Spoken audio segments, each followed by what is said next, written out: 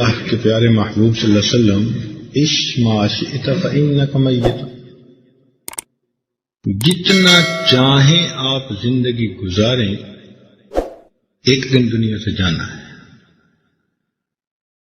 وَأَحْبِبْ مَنْ شِئْتَ فَإِنَّكَ مُفَارِقُ، جس سے چاہیں محبت کریں ایک دن جدا ہونا ہے۔ اس لیے نبی اسلام نے دنیا کے بارے میں فرمایا کہ کن فی الدنیا کأنک غریب او عابر سبیل، تم دنیا میں زندگی گزارو جیسے کوئی پردیسی ہوتا ہے یا راستہ چلنے والا مسافر ہوتا ہے۔ ہمارا وطن اصلی جنت ہے، یہ ہمارا وطن اقامت ہے۔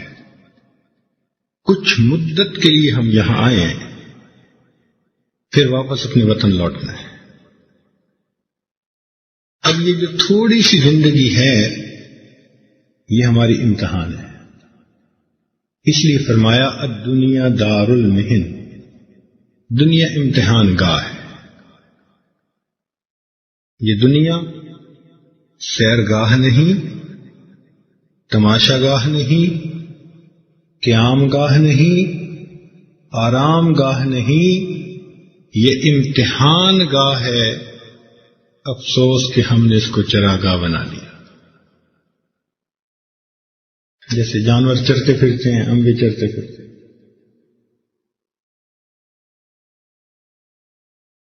اللہ تعالیٰ فرماتے ہیں لقد خلقنا الانسان فی کبد، تحقیق ہم نے انسان کو مشقت کے لیے پیدا کیا کہ اس دنیا میں رہ کر یہ محنت کرے۔ جب امتحان ہوتا ہے تو وہ کام کا وقت ہوتا ہے، آرام کا وقت نہیں ہوتا۔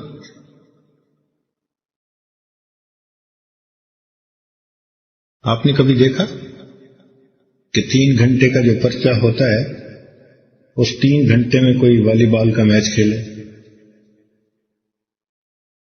کہیں گے نہیں بھائی یہ تو کام کا وقت ہے۔ یا 3 گھنٹے میں کوئی آدمی لیٹ کے سو جائے آرام مزے سے، کہیں گے یہ کام کا وقت ہے۔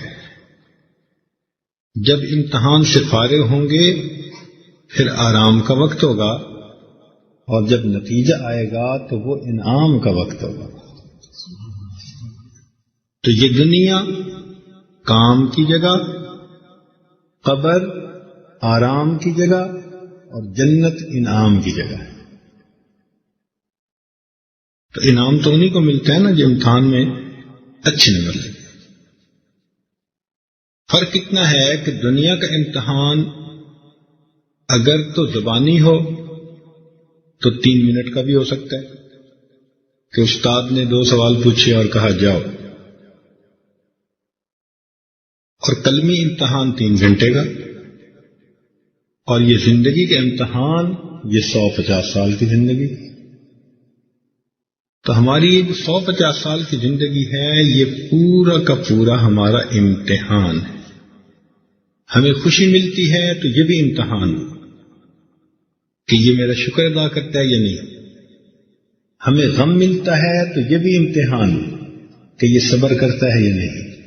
شکر کرنے والا بھی جنت میں جائے گا، صبر کرنے والا بھی جنت میں جائے گا۔ ہر دن ہر وقت ہم آزمائش میں ہیں۔ اور جیسے رپورٹر ہوتے ہیں نا، حاکم اعلیٰ کے رپورٹر ہمارے ساتھ ہیں، وہ رپورٹ لکھ رہے ہیں یہ کر کیا رہا ہے۔ ہماری زندگی کی شیٹ رول تیار ہو رہی ہے۔ تو یہ امتحان ہے۔ اب انسان کا نفس وہ چاہتا ہے کہ میری خواہشات پوری ہوں، اس کی فطرت یہی ہے کہ چاہتا ہے کہ میری خواہشات پوری۔ اس لیے آپ دیکھیں گے کہ ہر بندہ دنیا میں اپنی جنت بنانے میں لگا ہوا ہے۔ ہر بندہ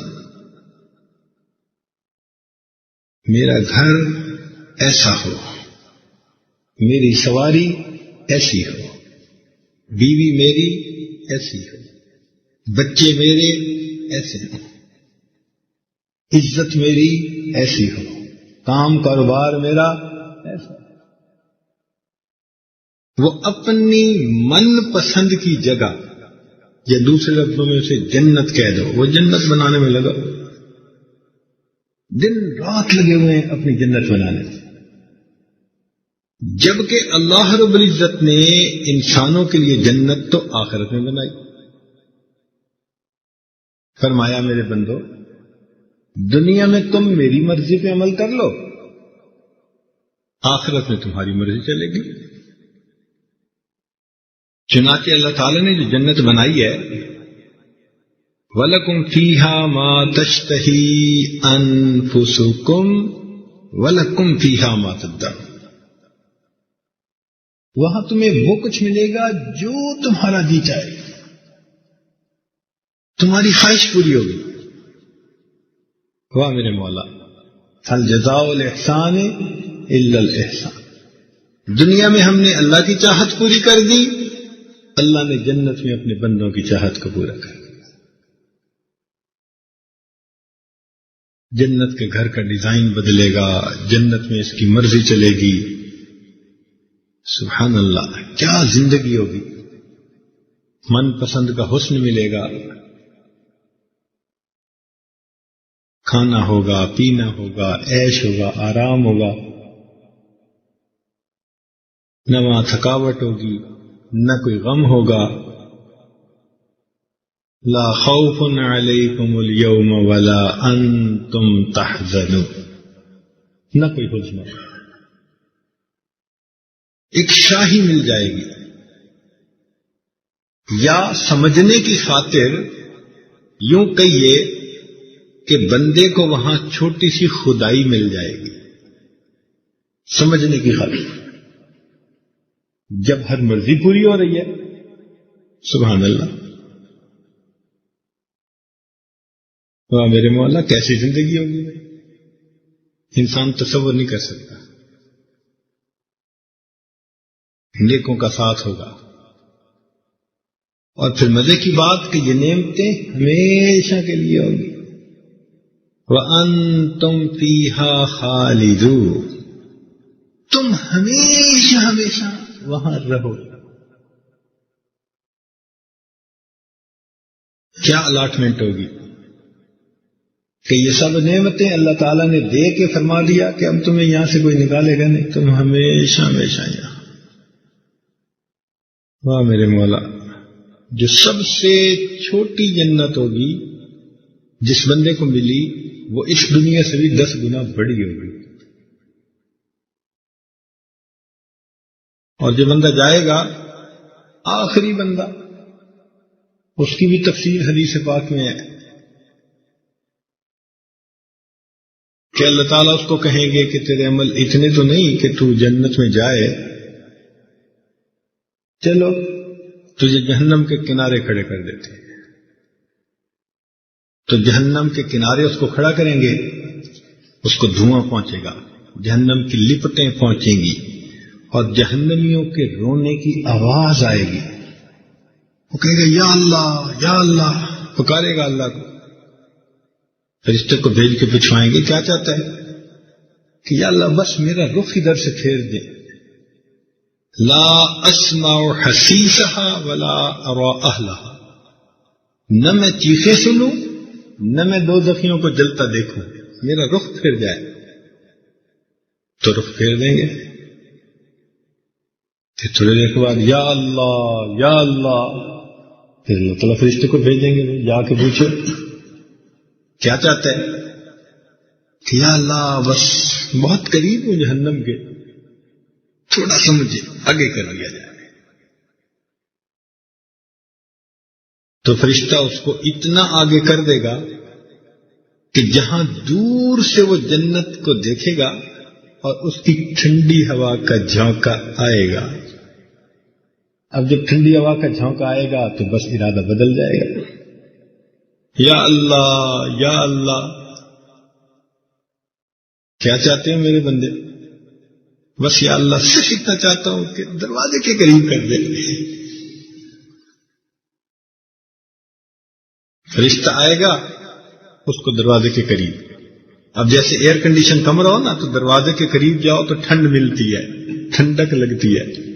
اس کو بھی جنت کی خوشبودار ہوائیں اور ٹھنڈی ہوائیں وہ لگے گی. اب دل للچائے گا کہ اندر ہوتا تو کیا مزے ہوتے. پھر کہے گا یا اللہ، لیکن مانگے گا کچھ نہیں. اللہ تعالیٰ فرمائیں گے میرے بندے میں جانتا ہوں تیرے اندر کیا ہے. اچھا اللہ آپ جانتے ہیں تو پھر دے دیں. تو اللہ تعالیٰ فرشتے کو فرمائیں گے اس کو جنت میں داخل کر دو. یہ آخری جنتی ہوگا جو سب سے آخر میں جائے گا، وہاں اس کو جنت ملے گی اور جنت کو دیکھ کے حیران رہ جائے گا. دنیا سے 10 گنا بڑی جنت. اللہ تعالیٰ فرمائیں گے یہ تجھے دے دی. تو یہ سمجھے گا کہ میرے ساتھ مذاق ہو رہا ہے. کہے گا اللہ آپ زمین و آسمان کے مالک ہیں اور مجھ بندے کے ساتھ مذاق کہ 10 گنا بڑی جنت. فرمائیں گے نہیں، تو یہ 10 گنا بڑی جنت ہم نے عطا کر دی. یہ آخری جنتی ہے. تو پھر جو پہلے جائیں گے جنتی ان کی جنت کا کیا حال ہوگا. واہ میرے مولا. تو بھائی جنت میں جو سب سے بڑی نعمت ہوگی نا وہ اللہ تعالیٰ کا دیدار ہوگا. سب سے بڑی نعمت. وَلَدَيْنَا مزید. اللہ تعالیٰ جنتیوں کو اپنا جمال دکھائیں گے. وہ کیسی ہوگی اللہ تعالیٰ کا دیدار؟ بے جہت، بے کیف، بے شبہ، بے مثال. بس ہوگا، اللہ جانے وہ کیا ہوگا، لیکن جنتی دیدار کریں گے کیا مزہ آئے گا. سوچنے کی بات ہے کہ جس ذات نے حسن و جمال کو پیدا کر دیا اس کے اپنے حسن و جمال کا کیا عالم. بڑی تفصیل ہے کہ وہ کیا ہوگا. جب جنتی جنت میں جائیں گے تو جنتی مخلوق کو دیکھیں گے تو وہ اتنی خوبصورت ہوگی کہ یہ 70 سال تک ٹک ٹکی باندھ کے دیکھتے رہ جائیں گے.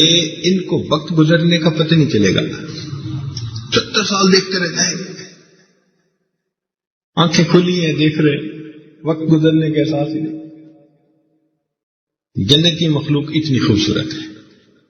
لیکن جب جنتی جنت میں اللہ تعالیٰ کا دیدار کریں گے تو اس وقت نور کی بارش ہوگی.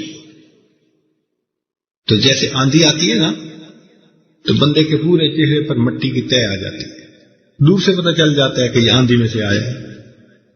جب نور کی آندھی آئے گی تو وہ نور تمام جنتیوں کے چہروں پہ سج جائے گا اور اس کی وجہ سے جنتیوں کا حسن اتنا بڑھ جائے گا کہ جنتی لوٹ کر جب اپنے گھروں میں آئیں گے تو جنتی مخلوق ان کے حسن و جمال کو دیکھ کر اتنی حیران ہوگی کہ 70 سال تک وہ دیکھتے رہ جائیں گے. ان کو وقت گزرنے کا احساس نہیں ہوگا.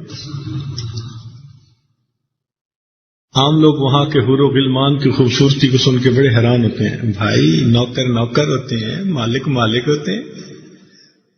اگر خادموں کے حسن کا یہ عالم ہے تو پھر سوچو نا کہ مالکوں کے حسن کا کیا عالم ہے.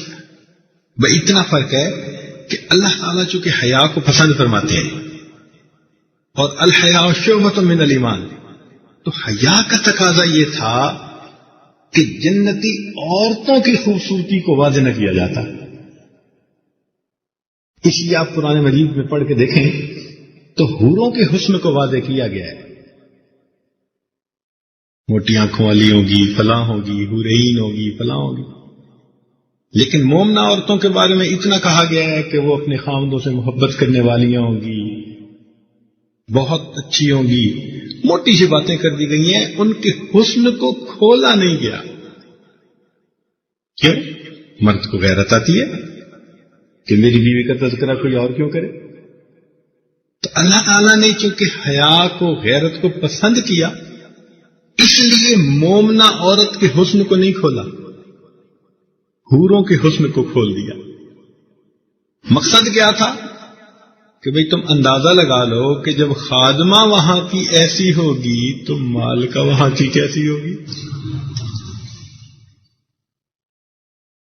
تو جنت میں کیا نعمت اللہ تعالیٰ بندے کو دیں گے.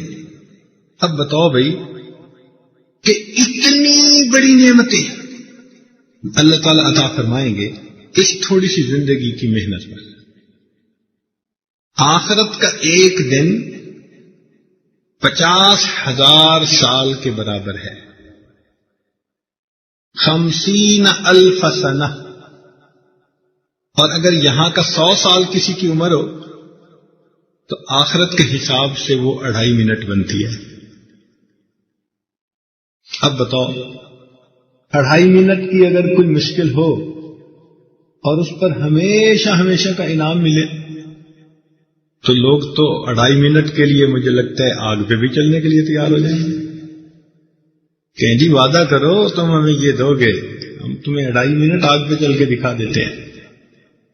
اور دل میں کہیں گے کہ ہاں یہ 2.5 منٹ ہی ہے نا، مشکل اٹھا لیں گے، برداشت کر لیں گے. تو جس طرح بندہ تھوڑی دیر کی مشقت کو برداشت کر کے بڑے انعام کا حقدار بننے کے لیے تیار ہو جاتا ہے، تو اسی طرح مومن کو بھی چاہیے کہ دنیا کی تھوڑی دیر کی مشقتوں کو برداشت کر لے اور آخرت کے بڑے انعامات کا حقدار بن جائے.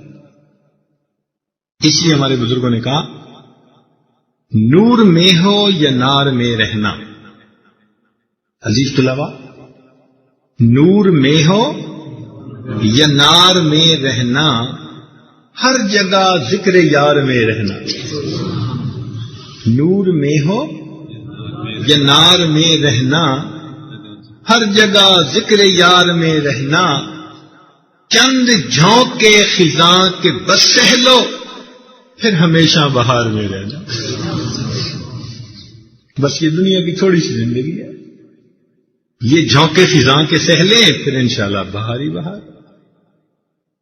اس لیے مومن کی جب موت آتی ہے تو اس کے لیے تو آخرت کی نعمتوں کے دروازے کھل جاتے ہیں. اس چیز کو انبیاء کرام نے سمجھا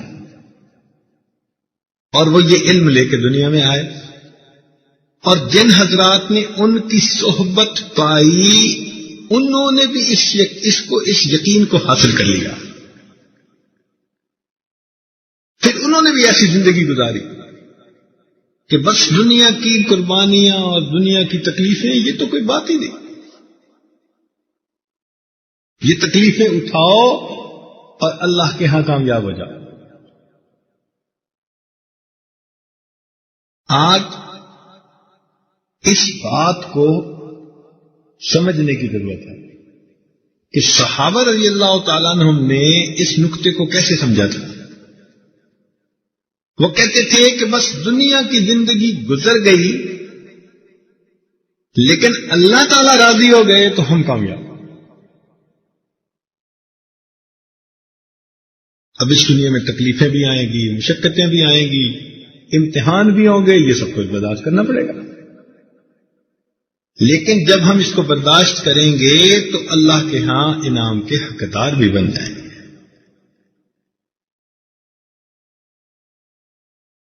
تو عقل مند بندہ وہی ہے جو حقیقت کو سمجھے کہ دنیا کی تھوڑی دیر کی یہ مشقتیں ہیں، 2.5 منٹ کی مشقتیں، اور پھر ہمیشہ ہمیشہ کی لذتیں. جبکہ دوسری طرف دیکھیں کہ جو لوگ عیش و آرام عیاشی کی زندگی گزارتے ہیں خلاف شریعت، تو وہ تھوڑی دیر کی لذتوں کے پیچھے اپنی آخرت کو ہمیشہ ہمیشہ کے لیے برباد کر بیٹھتے ہیں. ان کو کون عقل مند کہے؟ وہ تو بیوقوف لوگ ہیں. آج کسی چھوٹے بچے کو کہنا کہ آپ کو ہم بسکٹ کھلاتے ہیں اور 2 تھپڑ لگائیں گے تو چھوٹا بچہ بھی یہ سودا کرنے پہ راضی نہیں ہوگا. وہ کہے گا کہ بسکٹ کے پیچھے 2 تھپڑ، توبہ توبہ، میں تو نہیں کھاتا. آج ہم اس بچے سے بھی گئے گزرے کہ دنیا کے بسکٹ کے پیچھے آخرت کے ہمیشہ ہمیشہ کے تھپڑ کے اپنے آپ کو حقدار بنا دیں. لمحوں نے خطائیں کی، صدیوں نے سزا پائی. لمحوں نے خطائیں کی، صدیوں نے سزا پائی. آج چند لمحوں کی لذت کی خاطر ہم اپنے اللہ کو ناراض کر دیتے ہیں. کتنا نقصان کر لیتے ہیں اللہ، فقط چند لمحوں کی لذت کی خاطر. اللہ اکبر، تو سوچنے کی بات ہے. اس لیے اس دنیا میں اپنے نفس کو قابو کیجیے، اپنی خواہشات کو لگام دیجیے، اپنے آپ کو شریعت کی لگام پہنا دیجیے، اور پھر دیکھیے کہ اللہ رب العزت کے لیے جب ہم زندگی گزاریں گے تو بس مرتے ہی ہماری نئی زندگی کا آغاز ہو جائے. موت کو سمجھے ہے ناداں اختتام زندگی، موت کو سمجھے ہے ناداں اختتام زندگی، ہے یہ شام زندگی صبح دوام زندگی. یہ نئی زندگی کے صبح ہے.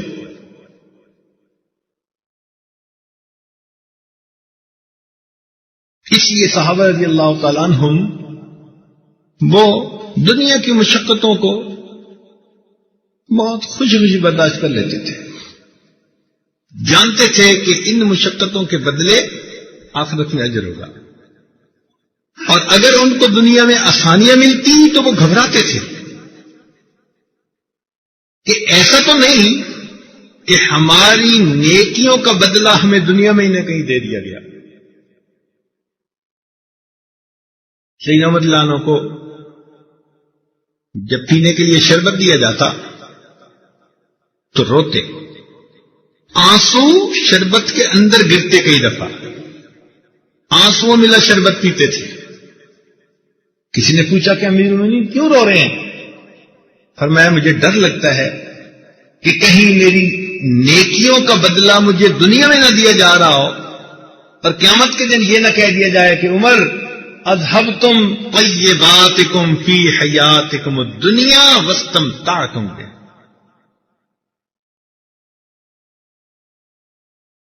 وہ اتنا ڈرتے تھے. اس لیے اختیاری فقر تھا ان کا. یعنی ایک مجلس میں صحابہ نے مل کے فیصلہ کیا کہ عمر لانوں کا مشاعرہ بڑھانا چاہیے. یہ بہت تھوڑا لیتے ہیں بیت المال سے، زیادہ کرنا چاہیے. مگر ڈر تھا کہ ان کو بتائے کون کہ آپ کی تنخواہ بڑھا دی گئی، بتائے کون. چنانچہ انہوں نے کہا کہ ان کی جو بیٹی ہے نا حفصہ رضی اللہ تعالیٰ عنہ، وہ ام المومنین بھی ہیں، ان سے کہیں. چنانچہ ان کو کہا گیا کہ ام المومنین یہ پیغام پہنچا دیجیے. انہوں نے کہا کہ ابو جان آپ بہت تھوڑا لیتے ہیں بیت المال سے، تو زیادہ کر لیجیے بس. تو میں کون ہے جس نے یہ مشورہ دیا؟ ان کا نام تو میں نہیں بتاتی، تو میں نام بتاتی تو میں ان کی شکلیں بدلتا، اتنی سزا دیتا. اور پھر فرمایا کہ حفصہ تم بتاؤ، نبی علیہ الصلوۃ والسلام نے زندگی ہمارے سامنے گزاری، تم نے ان کی زندگی کو کیسے پایا؟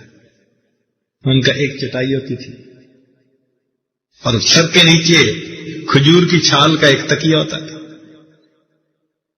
ایک کمبل ہوتا تھا. گرمیوں میں دورا بچھا لیتے تھے اور سردیوں میں نیچے اوپر بٹھا لو. کپڑے کیسے ہوتے تھے کہ پھٹے کپڑے ہوتے تھے. ایک گیرو رنگ کا کپڑا تھا، کرتا تھا، یعنی کپڑے تھے. جب کوئی وفد آتا تو نبی علیہ السلام اس دن وہ کپڑے استعمال فرماتے تھے. کھانا کیسا ہوتا تھا؟ کبھی ملتا تھا کبھی نہیں ملتا تھا. پھر کہنے لگے ایک دن میں نے روٹی بنائی اور گھی کے ڈبے کی تلچھٹ، یعنی جو آخر میں بچ جاتا ہے، وہ میں نے اوپر لگا دی. تو بس نبی علیہ السلام اس کو بھی خوش ہو کے کھا رہے تھے اور اوروں کو بھی کھلا رہے تھے. یہ محبوب کا کھانا تھا، یہ رہنا تھا، یہ سب.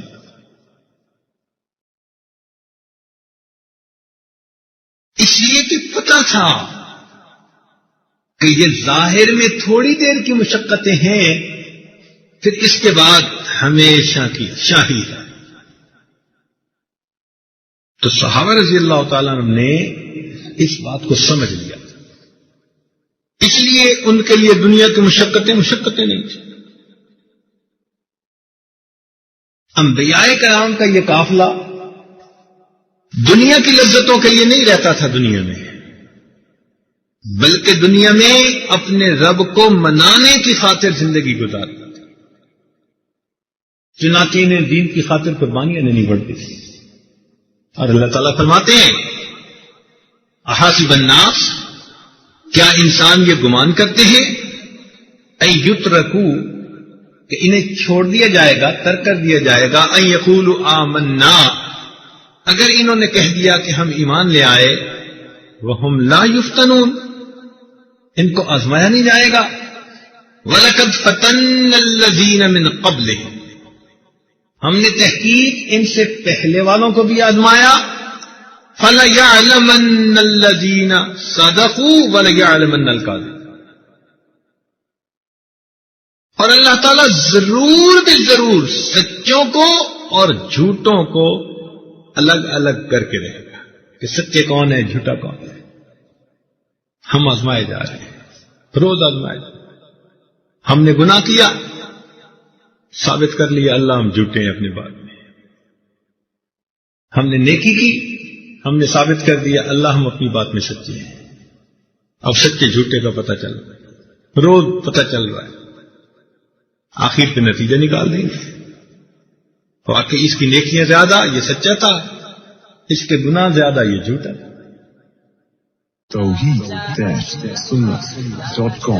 مگر یہ زندگی کی ترتیب ایسی ہی تھی. چنانچہ نبی علیہ الصلوۃ والسلام ایک مرتبہ چٹائی پر لیٹے ہوئے تھے، چٹائی کے اوپر. جب آپ اٹھے تو چٹائی کے نشان آپ کے جسم مبارک پر تھے، اور جسم پہ کرتا بھی نہیں تھا، تہ بند بندھی ہوئی تھی. تو صحابی نے دیکھا تو اس کی آنکھوں میں آنسو آ گئے. اے اللہ کے محبوب صلی اللہ علیہ وسلم، یہ بدبخت کیسر اور کسرا تو دنیا کے عیش و آرام میں رہیں، اور آپ اللہ کے محبوب ہو کر چٹائیوں پہ لیٹے، نشان نظر آ رہے ہیں. تو نبی علیہ السلام اٹھ کر بیٹھ گئے، فرمانے لگے کہ مجھ سے پہلے بھی انبیاء آئے اور انہوں نے دین کے لیے قربانیاں دی. ایسے بھی تھے کہ جن کو اللہ کے لیے، اللہ کے راستے میں لوگوں نے شہید کر دیا، اور ایسے بھی تھے کہ جن پر آرا چلا کے ان کو 2 ٹکڑے کر دیا گیا. اب بتائیں کہ زندہ جسم کے اوپر آرا چلا کے 2 ٹکڑے کیا جائے تو کیا ہوتا ہے. اور ایسے بھی تھے کہ لوہے کی کنگھیوں کے ذریعے سے ان کے جسم سے کھال اتار دی گئی، ان کے جسم کی بوٹیاں نوچ لی گئیں، اور انہوں نے سب کچھ برداشت کیا. آپ کہیں گے یہ انبیاء جی، اور قریب دیکھ لیں، جن کو ایمان کی لذت مل جاتی ہے نا، اور یہ یقین ہو جاتا ہے کہ بس ہماری لذتیں آخرت میں ہیں، یہ امتحان ہے، وہ پھر ان چیزوں کو مشکل نہیں سمجھا کرتے. دیکھیے جادوگروں کو فرعون نے کہا اچھا تم مل گئے ہو ان کے ساتھ، میں تمہاری مخالف سمت کے ٹانگ کو اور بازو کو کاٹوں گا. یعنی ایک سائڈ کی بازو اور ٹانگ کو کاٹیں تو بندہ دوسرے سائڈ کے بازو اور ٹانگ کے ساتھ کچھ حرکت بھی کر سکتا ہے، کہیں کھڑا بھی ہو سکتا ہے، کچھ کھا پی بھی سکتا ہے۔ اس بدبخت نے کہا نہیں، میں ادھر کا بازو کاٹوں گا، ادھر کی ٹانگ کاٹوں گا، تو توازن رہ ہی نہیں سکتا، لاش بن جائے گی۔ ان کا نہیں، اس نے کہا میں پھانسی لٹکا دوں گا۔ ان کا فقط ما انت قاض، کر لے جو تو کرنا چاہتا ہے، ہم اب پیچھے نہیں ہٹ سکتے۔ ہمیں ایمان کا لذت نصیب ہو گئی، ہمیں دنیا کی حقیقت سمجھ میں آ گئی، چنانچہ اس نے ایسے ہی کیا، ان کے بازو کاٹ دیے، ان کی ٹانگیں کاٹ دی، اور وہ ڈٹے۔ تو اتنی بھی قربانیاں دی ہیں ایمان والوں نے۔ تو سچی بات تو یہ ہے کہ اگر ہمیں کھالیں کھچوانی پڑ جائیں، بوٹیاں نچوانی پڑ جائیں، اور پھر اللہ تعالیٰ ہمیں اپنی رضا دے دے، تو بھی ہم نے اللہ سے سستا سودا کیا۔ عزیز طلبہ بات سمجھ رہے کہ اگر کھالیں کھچوا کے اور بوٹیاں نچوا کے بھی ہم جنت میں چلے گئے تو ہم نے سستا سودا کیا۔ یہ بات ذرا ذہن میں محفوظ کر لیجئے کہ اگر ہم کھالیں کھچوا کے اور بوٹیاں نچوا کے بھی جنت میں پہنچ گئے تو ہم نے اپنے اللہ سے سستا سودا کیا۔ اس بات کو صحابہ نے سمجھا تھا۔ اللہ اکبر۔ اسی لیے دنیا میں انہوں نے مشقتوں کو برداشت کیا، اللہ کی عظمت کو سمجھتے تھے۔ اللہ اکبر کبیرہ۔ آپ سوچیں، نبی علیہ السلام اللہ تعالیٰ کے محبوب صلی اللہ علیہ وسلم کتنی مشقتیں اٹھانے لگے۔ نبی علیہ السلام نے ارشاد فرمایا کہ مجھے سب انبیاء سے زیادہ تکالیف پہنچائی۔ ایک مرتبہ نبی علیہ السلام سے پوچھا ای الناس اشد بلا، انسانوں میں سب سے زیادہ مصیبتیں کن پر آئیں؟ فرمایا الانبیاء، انبیاء پر آئیں، ثم الامثل فالامثل، پھر جن کی زندگی ان کے مشابہ ہوئی ان کو آئیں، جو ان کے مشابہ ہوئی ان کو آئیں۔ تو جتنا مشابہت ہوگی نبی علیہ السلام کی زندگی سے تو یہ تکلیفیں تو آ سکتی۔ ہمیں اللہ سے تکلیفیں مانگنی نہیں ہیں، لیکن اگر آ جائے تو شکوے کرنے کی بجائے اس پر صبر کرنا ہے۔ آج کل تو ذرا سی بات پوری نہ ہو نا، ذرا سی خواہش تو اللہ سے بھی ناراض پھرتے ہیں۔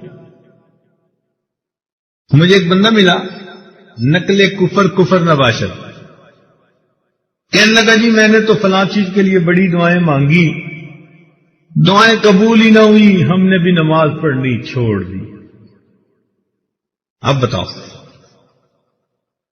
ہم نے بھی نماز پڑھنی چھوڑ دی، یعنی اللہ تعالیٰ سے بھی ناز نخرے چل رہے ہیں ان کے۔ اللہ کی عظمت کو انہوں نے سمجھا ہی نہیں ہے۔ اللہ اکبر کبیرہ۔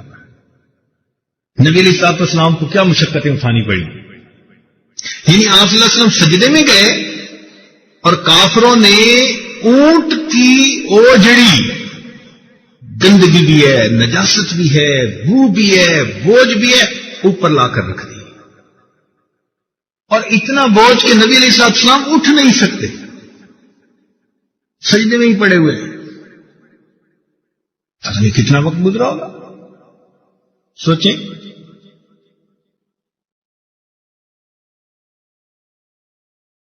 ایسی بھی تکلیفیں پہنچائی۔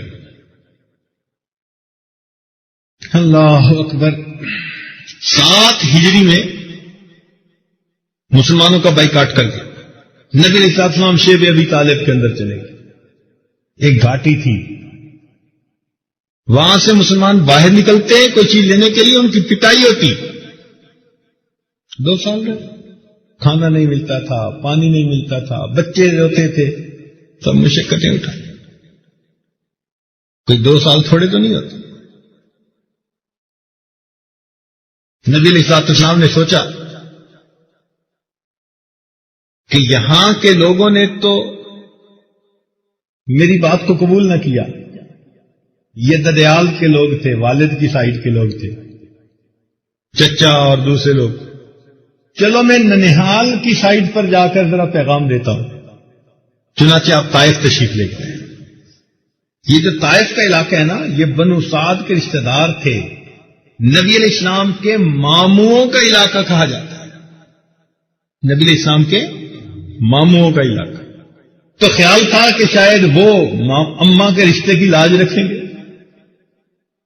وہاں جا کر ان کو پیغام دیا. انہوں نے بدسلوکی کی انتہا کر دی. اب بتائیں کہ سارا دن کی بھوک ہے، پیاس ہے، تھکن ہے. انہوں نے کہہ دیا کہ آپ اس شہر میں ٹھہر ہی نہیں سکتے، بستی سے نکل جائیں. اور لڑکوں کو پیچھے لگا دیا. لڑکے پتھر مار رہے ہیں، مذاق اڑا رہے ہیں. کتنی انسان کے اوپر کیفیت عجیب ہوتی ہے. حتیٰ کہ نالین مبارک میں بھی خون آ گیا. اور اس حال میں اللہ کے نبی طائف کی بستی سے باہر نکلے کہ نہ ددیال والوں نے اپنا ساتھ دیا، نہ ننہال والوں نے ساتھ دیا. تو دل کیا کہہ رہا ہوگا کہ میرا کوئی نہیں، اللہ تیرے سے. نبی علیہ السلام تھکے ہوئے ہیں. کھجوروں کا ایک باغ ہے عتبہ شیبہ کا. تو نبی علیہ السلام اس باغ کے باہر اکیلے تنہا اکیلے بیٹھ گیا. طبیعت اداس ہے، غم زدہ ہے. اور اس موقع پہ نبی علیہ السلام نے پھر ایک دعا مانگی ہے. وہ دعا تو سونے کی سیاہی سے لکھنے کے قابل ہے. اس دعا کو پڑھ کے پتہ چلتا ہے کہ واقعی لسان نبوت ہی سے یہ دعا نکل سکتی ہے. کسی اور کی پرواز ایسی نہیں ہو سکتی. یہ ایک نبی علیہ السلام ہی کی شان ہے کہ ان کی زبان سے ایسی دعا نکلے. کتنی عاجزی کے ساتھ. کوئی اور ہوتا تو احسان جتلاتا، اللہ میں نے یہ بھی کیا اور یہ بھی کیا اور تو نے مجھے کھانا بھی نہ دیا اور پینا بھی نہ دیا اور یہ میرا حال ہو گیا. نہیں، وہ اللہ رب العزت کی عظمت کو جانتے تھے. لہذا وہاں بیٹھ کر انہوں نے اللہ تعالی سے دعا کی. دعا کے الفاظ ذرا پڑھا کریں اور لطف لیا کریں. کتنی عاجزی بندے کی نظر آتی ہے اور کتنی اللہ کی عظمت سمجھ میں آتی ہے. نبی اسلام نے فرمایا اللہم انی اشکو الیک ضعف قوتی وقلت حیلتی وہوانی علی الناس.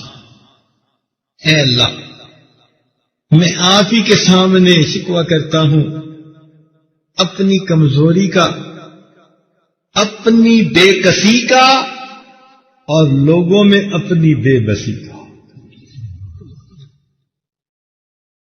اپنی کمزوری کا، اپنی بے کسی کا اور لوگوں میں اپنی بے بسی کا. کیا چن چن کے لفظ استعمال کیا. الفاظ کا انتخاب بتا رہا ہے، الفاظ کا چناؤ بتا رہا ہے کہ واقعی یہ افصح العرب کی زبان سے نکلی ہوئی دعا ہے. ضعف قوتی وقلت حیلتی وہوانی علی الناس. پھر فرمایا یا ارحم الراحمین، اے سب رحم کرنے والوں سے زیادہ رحم کرنے والے، انت رب المستضعفین، آپ کمزوروں کے پروردگار ہیں. وانت ربی، اور میرے بھی تو آپ ہی پروردگار ہیں. اے کمزوروں کے پروردگار. کیسے اللہ کی رحمت کو کھینچا جا رہا ہے، کیسے اللہ کی عظمت بیان کی جا رہی ہے. تاکہ اللہ کی رحمت کے دروازے کھلیں اور رحمت کی بارش چھم چھم برسے. پھر فرماتے ہیں اِلَىٰ مَن تَكِلْنِي، اللہ آپ مجھے کس کے حوالے کرتے ہیں؟ اِلَىٰ بَعِيدٍ يَتَجَهَّمُنِي ام اِلَىٰ عَدُوٍّ مَلَكْتَهُ أَمْرِي.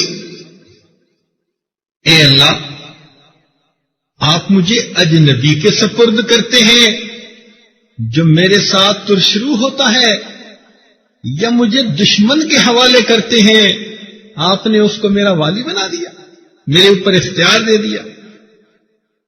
پھر آگے ایک عجیب بات کہی، إِن لَّمْ يَكُن بِكَ عَلَيَّ غَضَبٌ فَلَا أُبَالِي. اے اللہ اگر آپ مجھ سے ناراض نہیں ہیں تو مجھے کسی بات کی پرواہ نہیں. دیکھا یہ مشقتیں اٹھا رہے ہیں، یہ تکلیفیں اٹھا رہے ہیں، اور پھر یہ کہہ رہے ہیں کہ اللہ إِن لَّمْ يَكُن بِكَ عَلَيَّ غَضَبٌ فَلَا أُبَالِي. اگر آپ مجھ سے ناراض نہیں ہیں اللہ مجھے اس کی کوئی پرواہ نہیں. وَلَٰكِنْ عَافِيَتُكَ هِيَ أَوْسَعُ لِي. لیکن اے اللہ تیری حفاظت ہی تو میرے لیے کافی ہے. اعوذ بنور وجهك الذي اشرقت له الظلمات. اے اللہ میں تیرے چہرے کے اس نور کے طفیل جس سے کہ ظلمتیں روشن ہو گئی میں تیری پناہ مانگتا. کیا عجیب بات کہی. اعوذ بنور وجهك الذي اشرقت له الظلمات. اللہ تیرے چہرے کے اس نور کے طفیل جس سے ظلمتیں روشن ہو گئیں، اے اللہ میں تیری پناہ مانگتا. وصلح علیہ امر الدنیا والآخرہ، اور جس سے دنیا اور آخرت کے سب امور صحیح ہو گئے. اے اللہ میں اس بات سے تیری پناہ مانگتا ہوں کہ ان تنزل بی غضبک، کہ آپ تو غصہ میرے اوپر نازل ہو، او یحل علی سخطک، یا اللہ آپ مجھ سے ناراض ہو. میں آپ کی پناہ مانگتا ہوں. لقد عتبا حتی ترضا، جب تک آپ راضی نہ ہو جائیں آپ کو راضی کرنا ضروری ہے. ولا حول ولا قوت الا بک، اللہ نہ کوئی طاقت ہے نہ کوئی قوت ہے تیرے سوا. کتنی عاجزی کی دعا مانگی ہے نبی، اس لیے کہ وہ اللہ رب العزت کی عظمتوں کو جانتے تھے.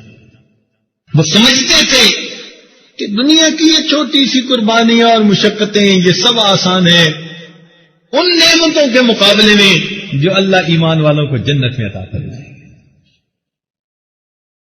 تو قیمت تو دینی پڑتی ہے ہر چیز کی. جو ہمیں دنیا میں مشقتیں اٹھانی پڑتی ہیں، مصیبتیں اٹھانی پڑتی ہیں، نفس کے خلاف مجاہدے برداشت کرنے پڑتی ہیں، یہ ہم آخرت کی قیمت چکا رہے ہوتے ہیں. اس لیے جب صحابہ کو یہ بات سمجھ میں آ گئی تو بس اس وقت ان کے لیے سب مشکلیں آسان. کیا کیا صحابہ نے قربانیاں دی. اگر کبھی آپ واقعات صحابہ پڑھیں نا کہ ان کے اوپر کیا مشقتیں آئیں، اللہ پہلی امتوں پہ بھی آئیں. اللہ تعالیٰ فرماتے ہیں